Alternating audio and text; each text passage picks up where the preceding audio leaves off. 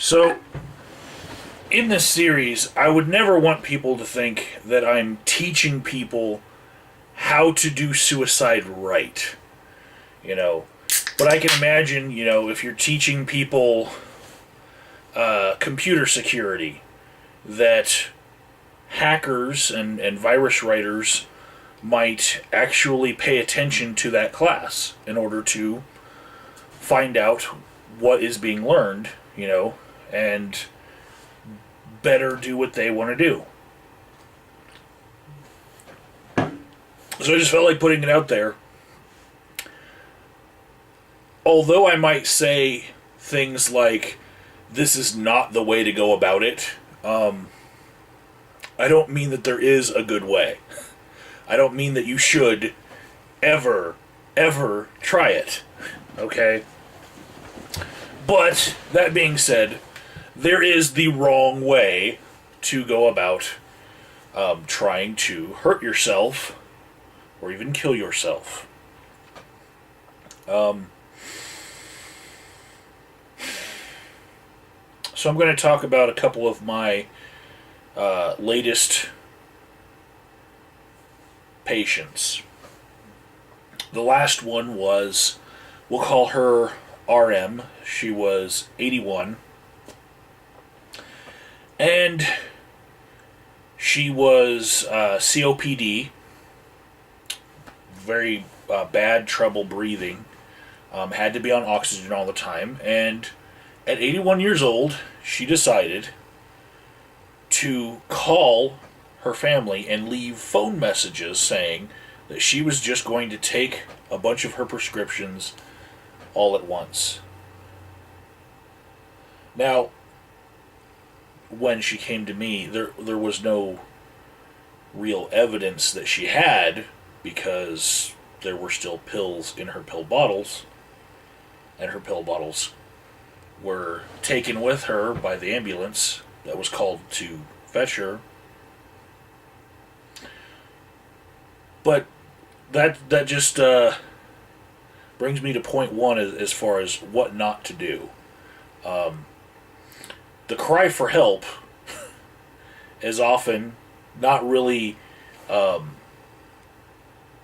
real intent to hurt yourself. It's the intent to get someone's attention, to bring attention to something that's wrong, But in this case, this 81-year-old woman did not even remember placing the call,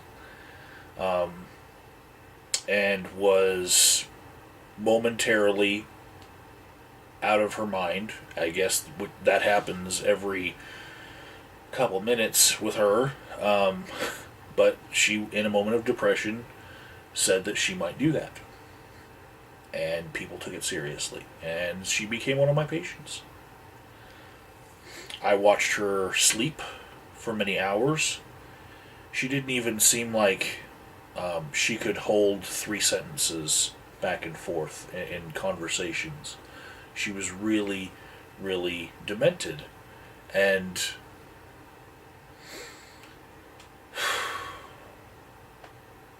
if you were really going to do it, leaving a breadcrumb trail on how to stop you by, calling people and warning them beforehand is kind of not the way to go about things. And I was very surprised that she was my patient. In fact, after about 3 hours of watching her sleep, she woke up, looked at me, and said, "Super Bowl?" And I told her, "No, I'm sorry, the Super Bowl isn't for another week." And then she went back to sleep. And, anyone who's still intent on, watching something that's coming up, maybe, they have something else other than death that they could be looking forward to.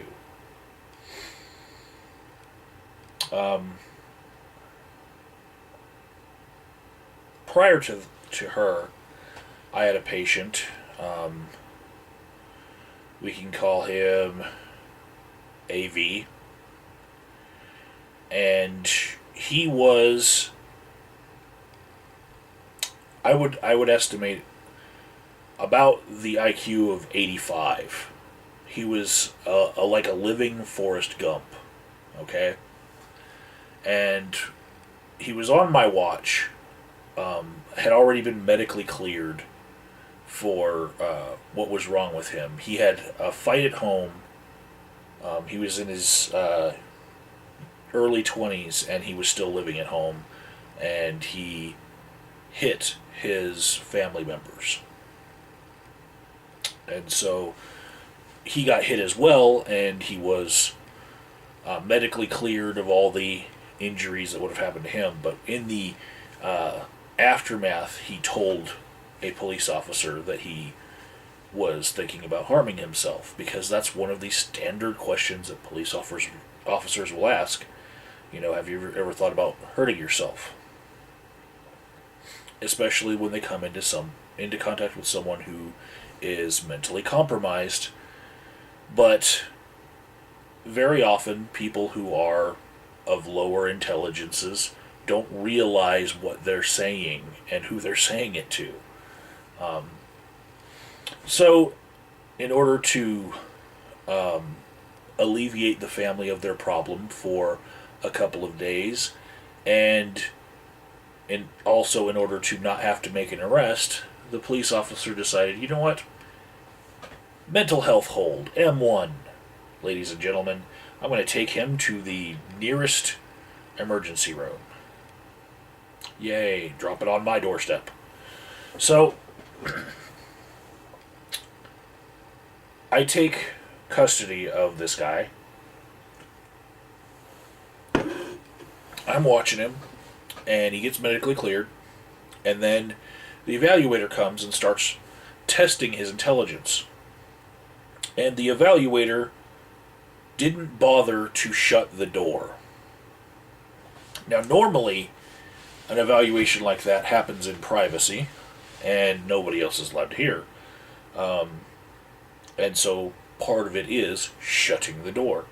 And, if you're a behaviorist watching this person, you might switch to a camera that's inside the room and watch that, the safety of the evaluator is not compromised, but you can't really be in on that part. It's confidential, and it's done that way in order to get people to open up, but she didn't. And part of the mental evaluation is not the personal touchy-feely part. It's just assessing someone's mental capacity.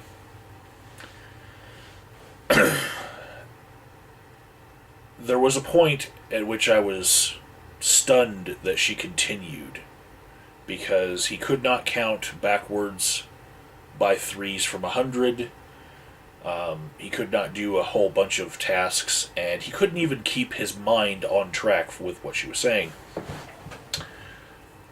But two questions in particular stood out to me, and I had to duck beneath my computer screen so that they could not see me laughing, because it was like a walking Forrest Gump.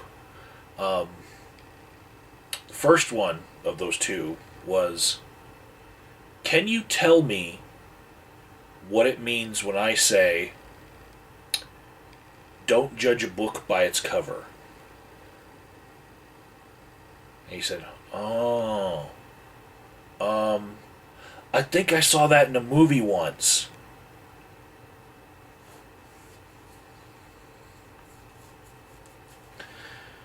And then she gave up on that one and she said, okay, let me try another one. Can you tell me what it means when I say, the grass is always greener on the other side? And he looked at her and said, it means that there's more sunshine over there.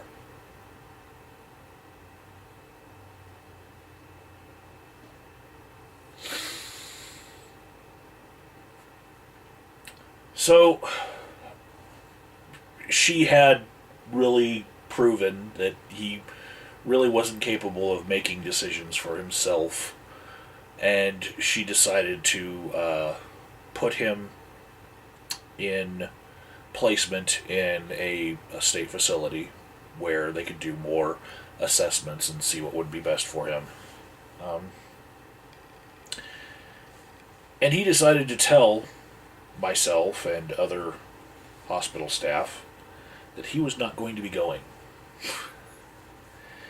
And I had a conversation with him. I took my chance, trying to explain it to him the nice way, the good cop way, before we get other people involved. And I told him, well, you really don't have a choice because you're on a mental health hold. And then he told me that his his father was paying the policeman to hurt him, and that there was a conspiracy, and that there's something wrong, and the last time this happened, they lied to him, and yada yada. And I actually was saved by a nurse who said, hey, I need you to come look at this real quick. And she saved me. And that goes both ways. I saved them many times when someone just wants to talk your ear off. But he did say that he wasn't going to go peacefully.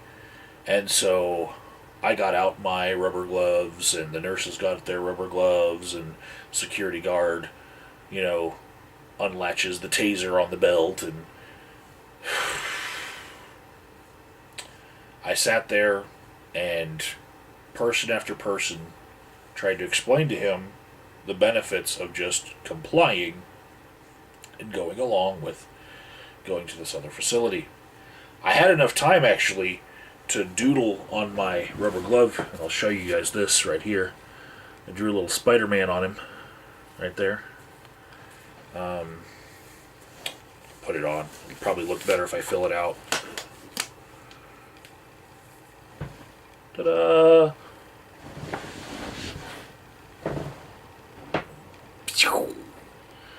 Yeah, because I was getting ready to be all hands-on. Time for the laying on of hands, where we restrain someone. But luckily it didn't come down to that, because a nurse got him to take some Zyprexa. And when the ambulance transport came, he didn't argue. He didn't seem out of it. I think that was probably close to his regular prescription. So, my patient before that, I actually had 2 long shifts in a row, separated by a day, with the same person. And we would also call this guy AV. Different AV. But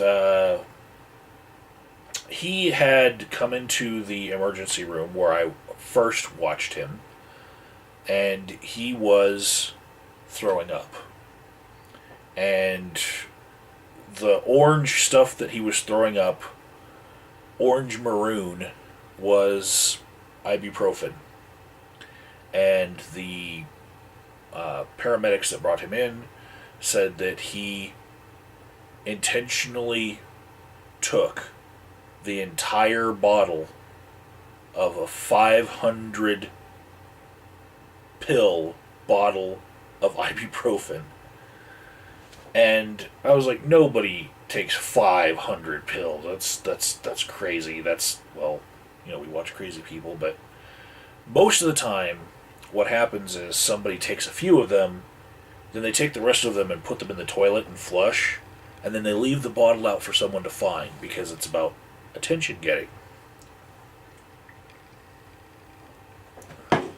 Well, this guy had alcohol in his system, and he actually took the entire bottle. Now, I can't tell you if it was 498 or 500, but the bottle was 500, and everything he puked out was stained orange, and he had to sit on a bedpan twice because he was restrained and had tubes on him and everything, and twice he filled the bedpan full of orange pill sludge that night. So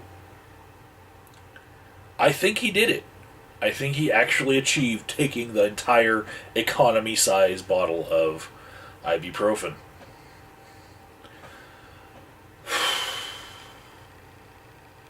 He had a language barrier. English was not his first language.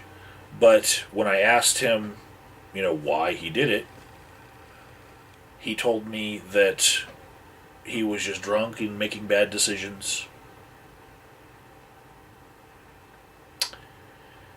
And I spent a lot of time with him. He actually told me that he was not religious, just like me. And he explained to me one of the reasons why he wasn't religious. And that was he tried to go to a church in his neighborhood, and he was the victim of bullying by the preacher, because the preacher was trying to get him to come up to the altar call and have everyone put their hands on him, and wanted this guy to pass out like everyone else, apparently. And he wanted everyone to have their chance to put their hands on him and get him in that, put on stage position. And on the third visit to the church, after he was repeatedly called, the preacher said to the entire church, he said, "There are some of you here that might not answer the call to Jesus before it's too late. And you're going to burn in hell for that. You need to come to Jesus right now." And he felt that that was the preacher talking to him directly, and so he promptly walked out of the church because he felt like the preacher was trying to push himself and his wishes on people to try to subjugate them, to hold them down, to make them less than him. And that led to him being a very lonely person because he didn't have fellowship. He wasn't finding a church to fit in with, and in a moment of loneliness, his wife had left him, and he just felt like he had no good friends.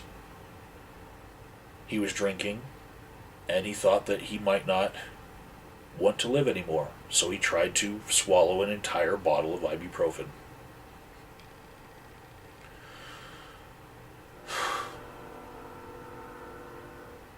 This is one of those cases where I actually feel like I will follow up at least once in the real world and go to the restaurant where this man is a employee, and I will at least visit once and say, "Hey, man, hang in there."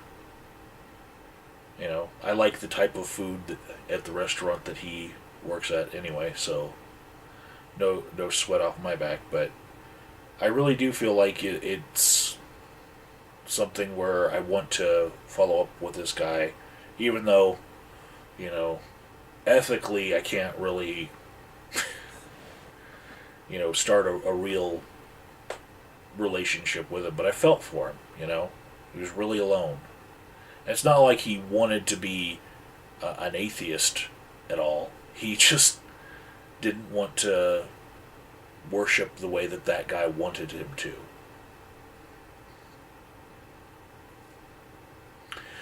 And again, not that there's a right way to kill yourself.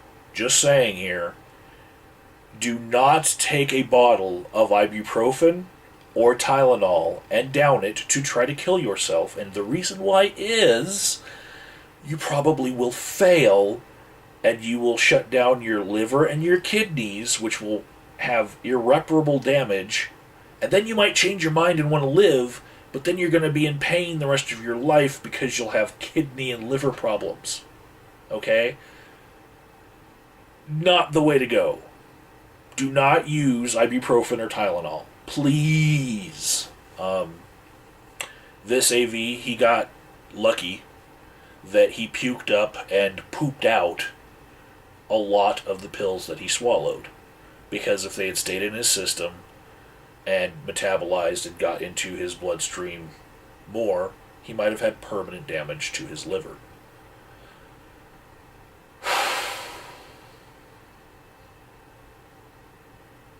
I guess the last thing I'll talk about is at the same time as I was watching that patient, when I was on my breaks, I would go to the restroom, and the closest restroom to that person near the intensive care unit was always locked and busy. And so I would have to go to another restroom.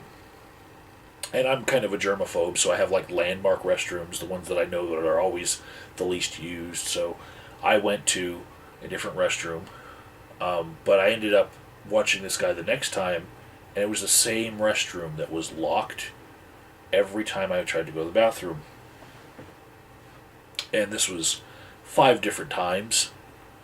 The same bathroom was busy, and I thought, well, what if maybe a heroin junkie went into the bathroom and shot up and died and locked the door, you know? So I called down to the security desk, and I asked them to do, a courtesy check on that door. And it turned out someone was sleeping in there, just looking for a place to get in from the cold. Very much like the Will Smith movie, The Pursuit of Happiness.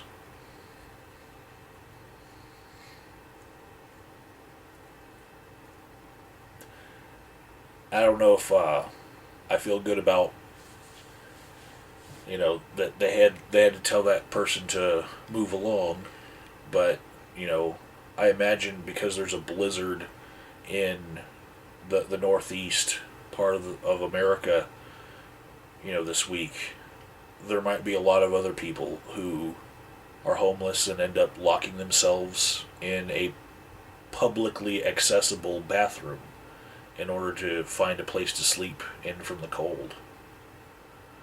And that sucks. I just don't like thinking about it. I really don't. Back next time with more adventures in aberrant psychology.